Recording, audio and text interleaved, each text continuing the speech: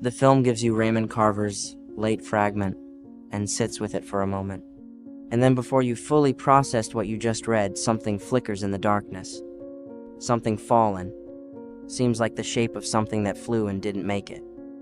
It's gone before you've fully seen it. The film moves on immediately, as if it didn't want to dwell. But that image doesn't leave. It sits somewhere in the back of your head for the next 2 hours, doing something quiet and persistent that you can't quite name until the ending arrives and suddenly it all makes sense, or maybe confuse you. Maybe that's the question Birdman is actually asking. Whether, at the end of all of it, the self-destruction, the risk, the noise, he got what he wanted from this life. Whether he feel beloved? I just sat there. They're crying.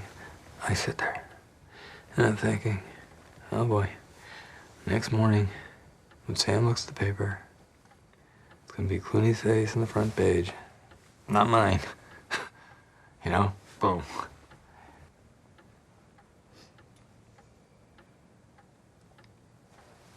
You know, just because I didn't like that ridiculous comedy you did with Goldie Hawn did not mean that I did not love you. That's what you always do. You confuse love for admiration. Birdman lands for me specifically. I had a career as a visual artist. I didn't come into art the right way. No formal path, no institutional backing, no clean external validation that tells you, yes, what you're doing is legitimate, you belong here. Everything becomes internal. Every idea feels like it has to prove something. Every ambition stretches a little too far past what's reasonable into territory that feels genuinely dangerous. That's why Riggan Thomson doesn't feel like a character to me. He feels familiar because of the need to make something that justifies your existence as an artist. And from that moment at the top of the film, the question isn't what does it mean to rise, it's what does it cost to flying too close to the sun. This is the observant cut. In this edition of Anatomy of Greatness, we're going inside one of the most formally precise films of the last 20 years. Not to admire the craft, but to understand what the craft is actually doing. The general conversation about Birdman always lands in the same place. The one take, the continuous shot. Emmanuel Lubezki doing things with a camera that make other cinematographers quietly reconsider their choices. The cinematography is genuinely extraordinary, but the one take is not the greatest achievement here. Not even close. It's a delivery mechanism, the vehicle, and everyone keeps talking about the car while ignoring where it's actually trying to take them.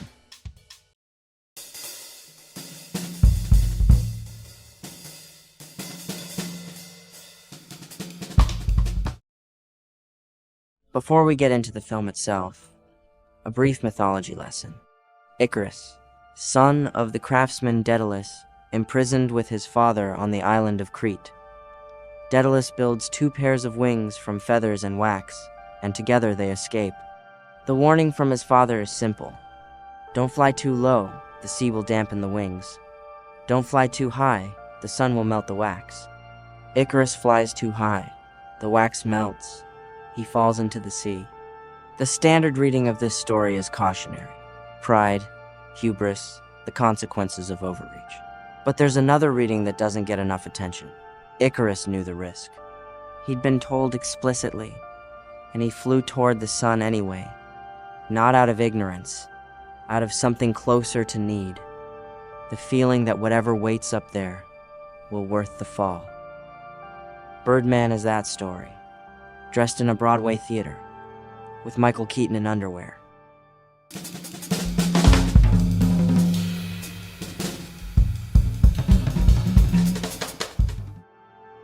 Riggan Thomson is a man drowning in a specific, particular way. Famous for playing a superhero Birdman, a franchise he walked away from and cannot escape. He is now staging a Broadway adaptation of Raymond Carver's What We Talk About When We Talk About Love, which is among the most prestigious or pretentious things a Hollywood actor can attempt, and he is doing it as a desperate act of self-reinvention. He wants to be taken seriously. He wants to matter in a way that doesn't depend on a costume and a 9-figure marketing budget. He wants proof that he is an artist. Verification. The need to make something that confirms the version of himself he's been carrying alone. With no institutional backing, no clean external validation, just a voice that keeps insisting, this matters. Except the voice in Riggan's head has its own name. Birdman, literal, audible, sometimes shouting over his actual thoughts. And Birdman isn't just a memory of past success, he's a reminder of what worked. Spectacle, power, relevance, box office numbers that don't require a New York Times critic's approval, commercial validation wearing a costume and calling itself identity. The part of Riggan that made him rich is the same part most actively destroying him, because it knows, at some level, that what Riggan is chasing now is harder to measure, harder to achieve, and harder to trust than anything a franchise ever demanded of him. Something more abstract, more dangerous. It's easy to dismiss that voice's ego. It's harder to sit with the possibility that it might be right. Maybe Riggan isn't chasing Broadway, he's trying to chase the sun, and the film understands something that most readings miss. This kind of ambition doesn't feel noble from the inside. It feels unstable. I'm onto something real, and I'm completely out of my mind, alternating at a frequency you can't consciously track. Every artist who takes their work seriously enough to be genuinely difficult to be around has a version of this. The voice that swings between fraud and genius without warning. The one that makes rest feel like a moral failure. Birdman constructs its entire formal apparatus to put you inside that frequency, not to watch it from a safe distance, but to be inside it while it runs.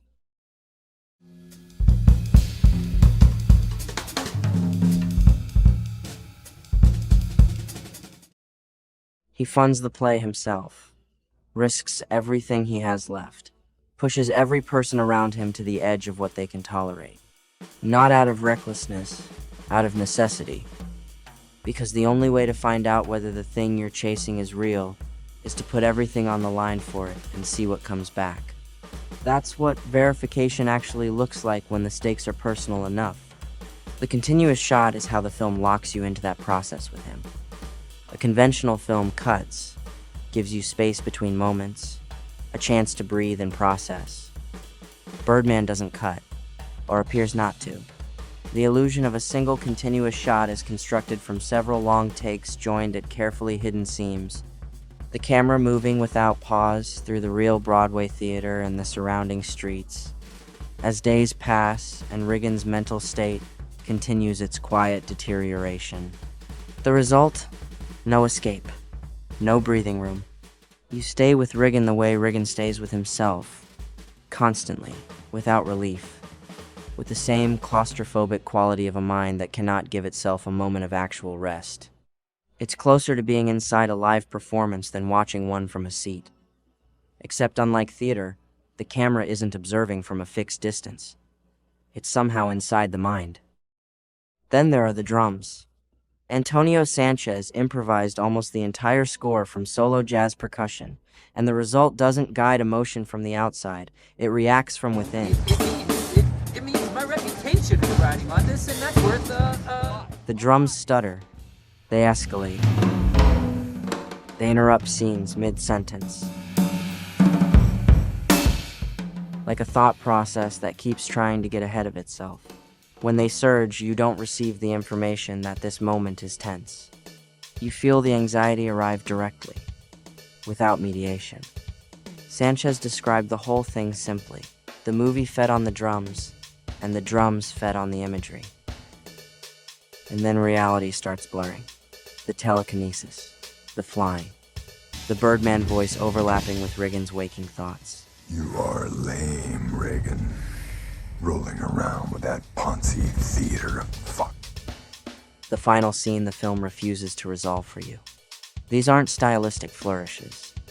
They're the film's honest acknowledgement that Riggan's mind no longer reliably distinguishes between what's true and what he needs to be true. His imagination is pressurized enough, saturated with enough ego and fear and genuine longing that it keeps leaking into the frame. The surreal moments aren't breaks from the film's reality. They're the film's reality. An artist's psychology, at this level of sustained intensity, stops being meaningfully separate from the world it inhabits.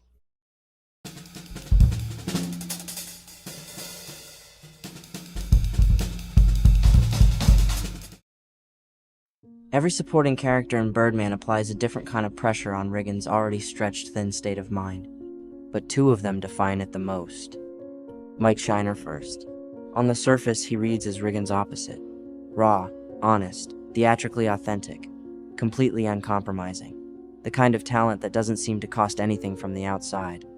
He's also genuinely insufferable, and Riggan envies and resents him in roughly equal measure, the way you resent anyone who makes effortless what you're bleeding for. But underneath the friction, there's something else. Recognition. Shiner sees something in Riggan that nobody else in the film does. Not the washed-up celebrity, not the fraud the critic has already filed under a category. He sees the actual risk Riggan is taking. No, Hollywood's heading here, Tabby. Good luck with that. He's a Hollywood clown in a Lycra bird suit. Yes, he is. But tomorrow night at 8 o'clock, he's going out on that stage and risking everything. What'll you be doing? And that moment lands differently when you've been in rooms where that kind of acknowledgement was rare. Not praise, just someone looking at what you're doing and naming it accurately. In the world of making things, the uncertain, under-resourced, no one told you that you belong here, that sometimes is the only thing that keeps you moving. Of course, Riggan don't know this, but we, as the audience, saw the spectacle. Sam is the other side entirely. His daughter, played by Emma Stone, is the most honest voice in the film, which is exactly why she's the hardest to listen to. Something to who? You had a career, Dad, before the third comic book movie. You were doing a play based on a book that was written 60 years ago for 1,000 rich old white people whose only real concern is going to be where they go to have their cake and coffee when it's over. Nobody gives a shit but you. Things are happening in a place that you ignore. A place that, by the way, has already forgotten about you. I mean, who the fuck are you? You hate bloggers. You mock Twitter. You don't even have a Facebook page. You're the one who doesn't exist. You're doing this because you're scared to death, like the rest of us, that you don't matter. And you know what? You're right. You don't. It's not important, okay? You're not important. Get used to it.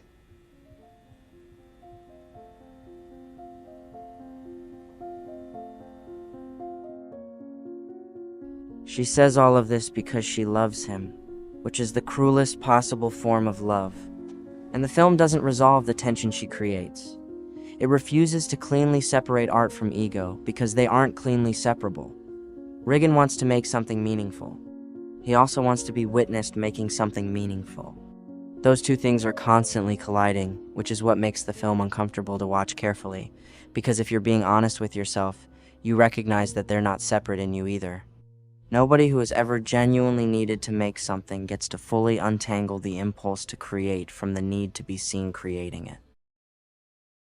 Before we close, there's a philosophical weight worth naming here, and it lives in the same myth we started with. Icarus was warned. He knew the risk exactly, and he flew toward the sun anyway. It is out of ignorance, stupidity, or something the myth never quite finds the right word for? The need to find out. The inability to choose the safer altitude when the higher one was right there. The gods didn't condemn him for failing. They condemned him for trying. And Birdman asks quietly, without announcing it, whether that distinction actually matters. Whether the fall makes the flight meaningless, or whether for people wired a certain way, the flight was always the only honest option and the fall was just the price listed on the back.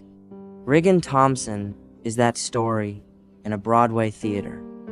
The wax melts, he falls, and somehow, in the falling, something becomes visible that the flight never showed. Birdman doesn't directly answer this. It just shows you what the chase looks like from inside the person doing it. The self-funding, the burning of relationships, the voice that never goes quiet regardless of how much external validation accumulates. By the end, when everything collapses and reality and delusion merge into something you can no longer separate, the The film doesn't hand you a resolution. It hands you a feeling. Something that might be transcendence, or might be the specific relief of a mind that has finally stopped fighting itself. And when Sam Thomson looks up at that window, and the film refuses to tell you what she sees, you're left with the question Riggan never escapes. Did he finally reach the sun? Anatomy of Greatness is a series where we break down how great works are actually constructed, not just the emotion they create, but the mechanism behind it. Subscribe and leave a like if you enjoyed the essay. We'll see you in the next one.